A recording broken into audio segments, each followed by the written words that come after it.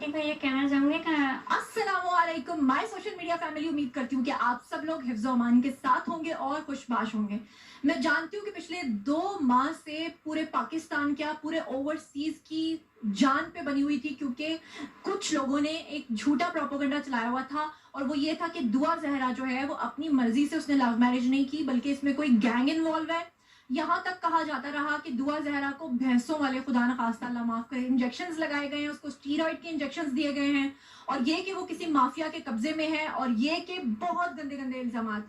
तो जब भी हम लोग दुआ जहरा से बात करते थे, दुआ जहरा हमें जो हमारा सोर्स था वो खुद जहीर और दुआ जहरा थे, लेकिन क्योंकि हम दुआ जहरा को आपके सामने अभी तक नहीं लेकर आए थे, तो बहुत सारे लोग जो है वो इस बात का यकीन करने से कासिर थे या वो समझने से कासिर थे, और वो कहते थे कि अगर ये बातें सच हैं तो आप दुआ जहरा को सामने क्यों नहीं लेकर आते।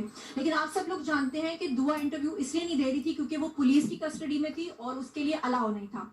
लेकिन अब अल्हम्दुलिल्लाह सिंध हाई कोर्ट ने और पंजाब का जो लाहौर हाई कोर्ट है, इन दोनों ने दुआ जहरा और जहीर को एक दूसरे के साथ ना सिर्फ रहने की इजाजत दी है, बल्कि खुदा न खास्ता जो लोग प्रोपेगेंडा करने की कोशिश कर रहे थे कि इनका निकाह नहीं हुआ या ऐसा कुछ है, तो आज हम लोग दुआ जहरा और जहीर के घर पे मौजूद हैं, और दोनों भाई भी हैं और भाभी भी हैं।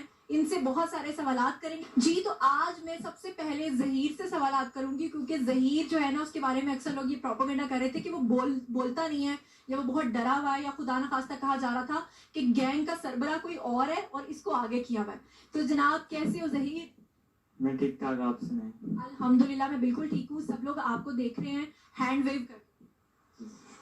अच्छा जी, सबसे पहले तो मैं जहीर से ये पूछूंगी कि इन 2 महीनों में मेरे कमेंट सेक्शन में लोग ये लिखते थे कि आप एक माली हो। आपने इस बात का अब जवाब देना है कि क्या आप माली हो या नहीं हो, और साथ में ये भी बताना है कि मैं लोगों को बता रही थी क्योंकि आपने हमें बताया हुआ था कि आप मोबाइल सेल परचेज का काम भी करते हो और आपकी जो मंथली इनकम है वो 80 से 90,000 है, तो लोग इस बात का यकीन करने को तैयार नहीं थे। अब आप बताओ कि आप माली हो और आपकी कितनी जो है वो सैलरी या आपकी कितनी इनकम है पर मंथ, वो लोग जो है वो जानना चाहते हैं। मैंने recently FSc pre medical complete की है पंजाब कॉलेज से, और साथ साथ मैं मोबाइल सेल परचेज का काम भी करता हूँ, आईफोन्स को रिपेयर करवा के सेल करता हूँ, तो इसमें 60, 70 से 80 तक मेरी इनकम है मंथली। और लाहौर में सब जानते होंगे फीस सेंटर मार्केट है, वहाँ पे मेरा ये चलता है काम, सब जानते हैं मुझे वहाँ पे।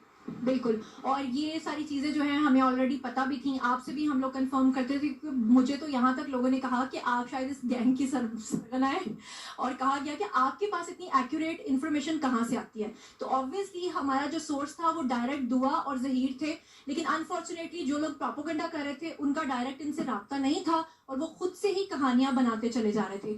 तो जहीर, इतने अरसे में जो आप लोग इधर उधर जा रहे थे, तो क्या आप सब लोगों के व्लॉग्स देखते थे और आपको पता चलता था कि हमारे बारे में इतनी झूठी झूठी बातें जो है वो फैलाई जा रही? हम YouTube देख रहे थे और आपकी वीडियोस भी देख रहे थे, और कमेंट्स हम दोनों मिलके पढ़ रहे थे।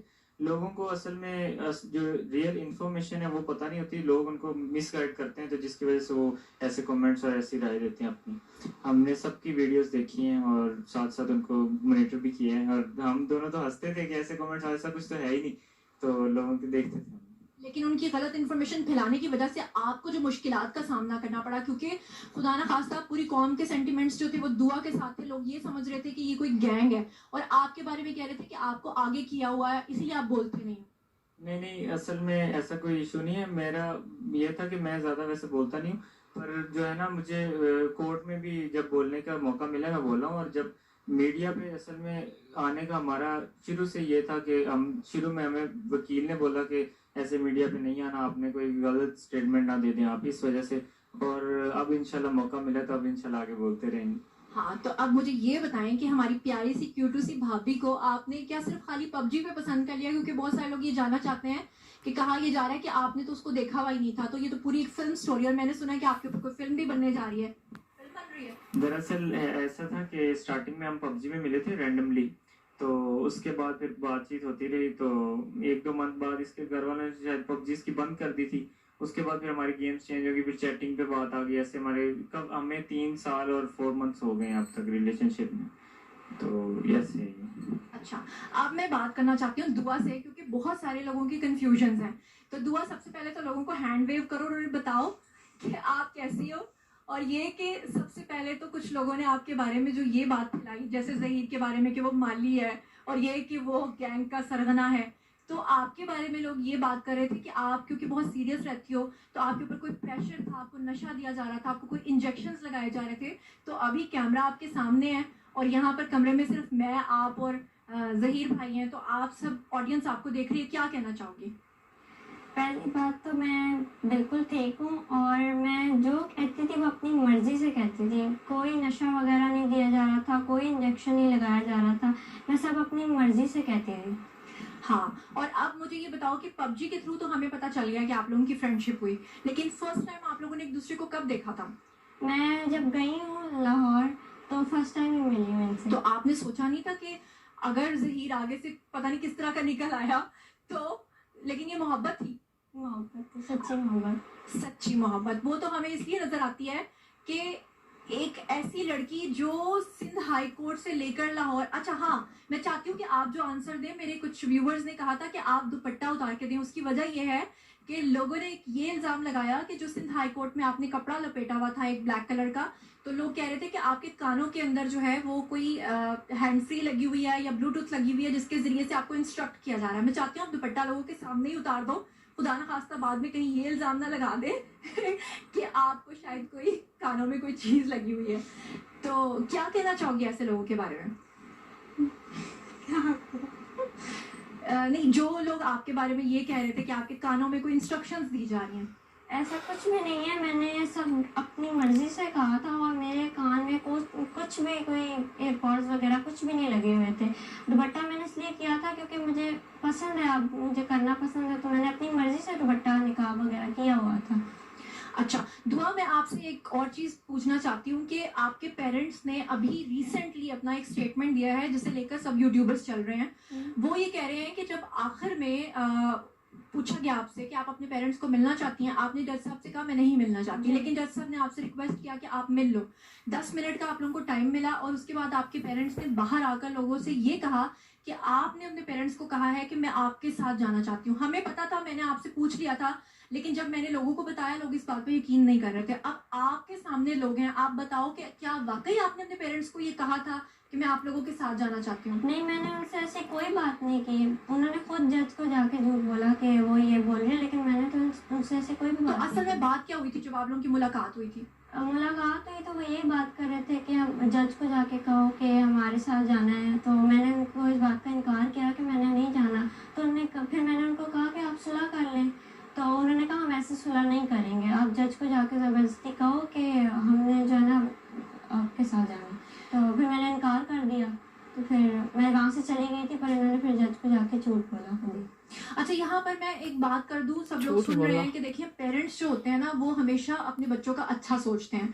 मेरा पहले दिन से कोई ऐसा मकसद नहीं था कि हम खुदा ना खास्ता ज़हीर के वालिदैन को बुरा कहना चाह रहे हैं या दुआ के। वो भी पेरेंट्स हैं और वो भी पेरेंट्स हैं, जाहिर बात है अगर उनकी बेटी आ गई है वो कंसर्न होंगे, उनको भी इस बात की फिक्र होगी कि हमारी बेटी पता नहीं किस हाल में है। मेरा पहले दिन से जो एक तजाद था, पहले दिन से जो मुझे प्रॉब्लम थी वो ये थी कि मैं कहती थी कि वो जो गैंग का इल्ज़ाम लगा रहे हैं वो सरासर गलत लगा रहे हैं। और ख़ास तौर पे जो कुछ यूट्यूबर्स ये बात कर रहे थे कि आपको नशा दे के या आपको हब्से बेजा में रख के या आपको ब्लैकमेल करके इस तरह की स्टेटमेंट्स दिलवाई जा रही हैं, उनके नाम क्या पैगाम देना चाहती हो? मैं उनको ये कहना चाहूँगी कि पहली बात तो कोई मुझे नशा नहीं दे रहा था और ना कोई इंजेक्शन लगा रहा था, ना ही कोई मुझे ब्लैकमेल कर रहा था। और दुआ, आपकी एज के हवाले से बहुत एक प्रॉब्लम उठा हुआ है क्योंकि आपका वेट बहुत कम है। अभी मैं आपको देख रही हूँ और मैं इस बात को समझती हूँ बीइंग मीडिया पर्सन के, जिस तरह मैं बहुत ज़्यादा स्मार्ट हूँ लेकिन कैमरे में मैं 10 kg ज़्यादा होंगी, तो इसी तरह से आप जो हैं वो ज़्यादा आने के बजाय ना और थिन दिखाई देती हैं। तो वैसे भी मुझे, मैं समझ सकती हूँ कि पिछले 2 माह में आप लोग जिस क्राइसिस से गुजरे हो, आपका वेट काफ़ी कम हो गया, बल्कि आपकी मदर का भी वेट मैं देखती हूँ पुराने वीडियोस में और न्यू वीडियोस में टेंशन की वजह से काफ़ी कम होता है। लेकिन लोग ये मानने को हरगिज़ तैयार नहीं है क्योंकि आपके पेरेंट्स ने जो डॉक्यूमेंट्स दिखाए हैं उसके अकॉर्डिंगली आप 14 साल की बनती हैं, जबकि आपकी असल एज जो है वो आपके मेडिकल टेस्ट में आ गई है। ये क्या मतलब, वजह क्या है? वो कहते हैं कि पासपोर्ट्स में, ID कार्ड्स में, हर चीज़ में आप 14 साल की हैं। तो अब लोग सुन रहे हैं, आप क्या कहना चाहोगी? पहले तो ये कि उन्होंने जो मेरी एज पासपोर्ट और बेफॉर्म वगैरह में उन्होंने लिखवाई हुई है वो एज कम लिखवाई हुई है। अच्छा, मेरी रियल एज 17 है। और वो जैसे माँ बाप अक्सर करवाते हैं लड़कियों की कि शादी का मसला और जॉब्स का, तो उन्होंने तुम्हारी शादी 2005 के एंड पे हुई है और ये 2008 में पैदा हुई है, जबकि आप ये कहती हैं कि आप 2006 में पैदा हुई थी। जी। यानी ये बात समझ में आती है कि 2005 में अगर शादी हुई है तो 2006 में आप पैदा हुई, लेकिन वो उन्होंने आपकी 2-3 साल आगे